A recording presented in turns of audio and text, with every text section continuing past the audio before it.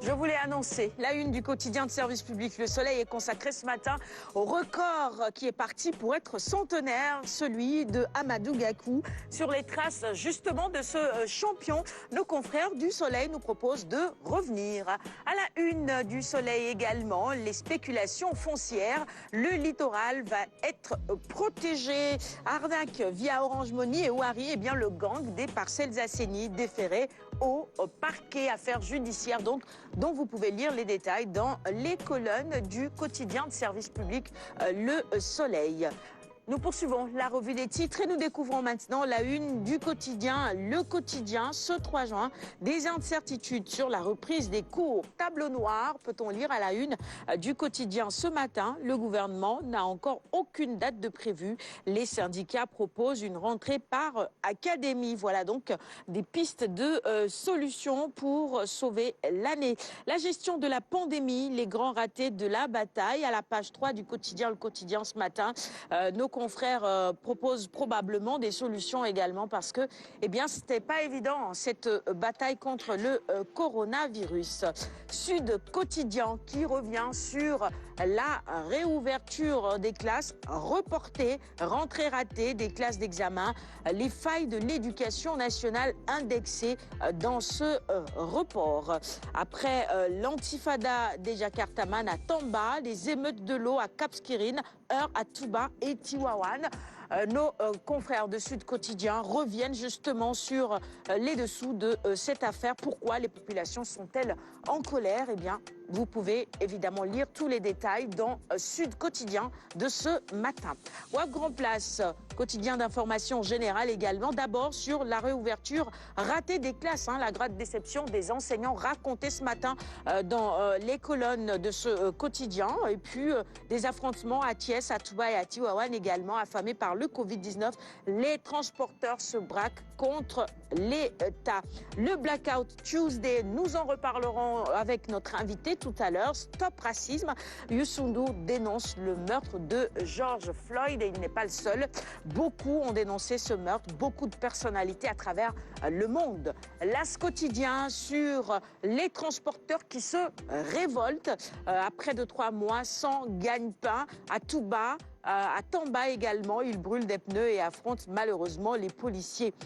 Gagner la bataille de Dakar et la guerre nationale contre le Covid-19, c'est également l'ambition affichée par Mamadou Ndione, c'est le directeur général du COSEC. Il est à la une de l'As de ce matin. L'Observateur qui revient sur les émeutes contre l'état d'urgence et le couvre-feu, des manifestations synchronisées dans plusieurs villes du Sénégal. Les populations qui se disent fatiguées, nous avons faim et nous en avons marre malheureusement.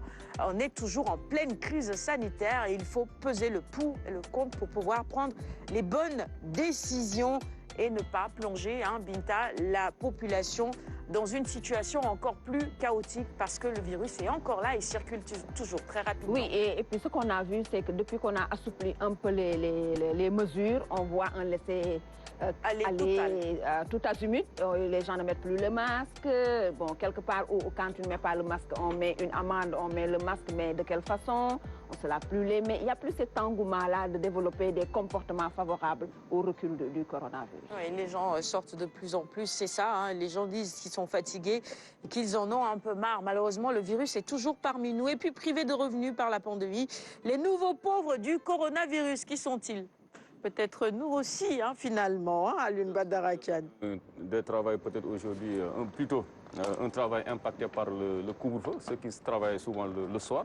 Je pense peut-être à certains vendeurs ambulants qui profitent un peu de la fraîcheur nocturne pour écouler certains de leurs produits dans les différents grands ronds-points du Sénégal, plus particulièrement de Dakar. Je pense qu'ils font partie de ceux-là qui sont réellement affectés par le Covid-19. Mais voilà, ainsi va la vie et véritablement, quand il va de la santé publique, elle est prioritaire. Il faut que tous les Sénégalais le comprennent.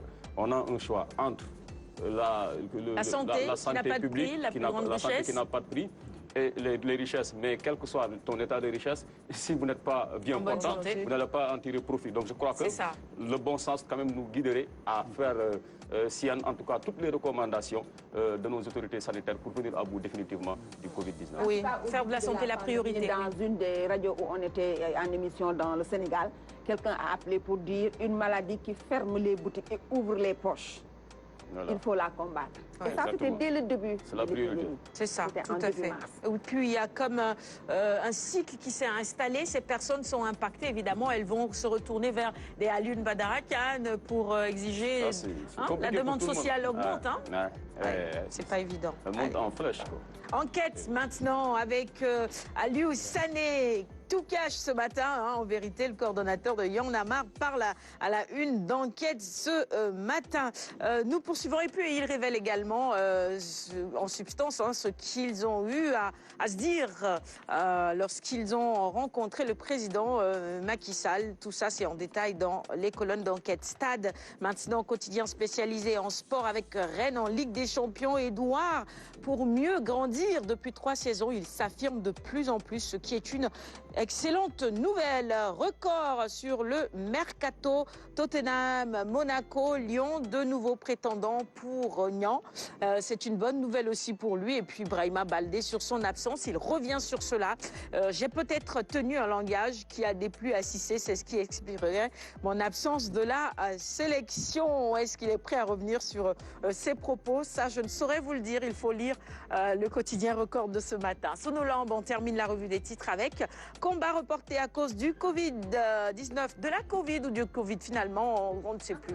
On est tellement fatigués. Je sens mieux le Covid. Et mon mari qui me dit, quand l'Académie parle, elle a déjà parlé. Alaya Diakta S.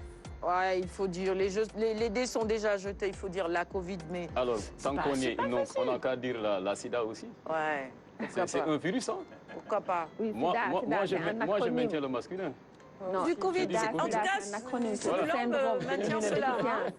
Ça sonne mieux. C'est une façon pour la France aussi de se positionner dans ce débat. Quand on sait qu'en fait, pour beaucoup de maladies, en fait, souvent les noms à la base scientifique sont d'origine anglo-saxonne.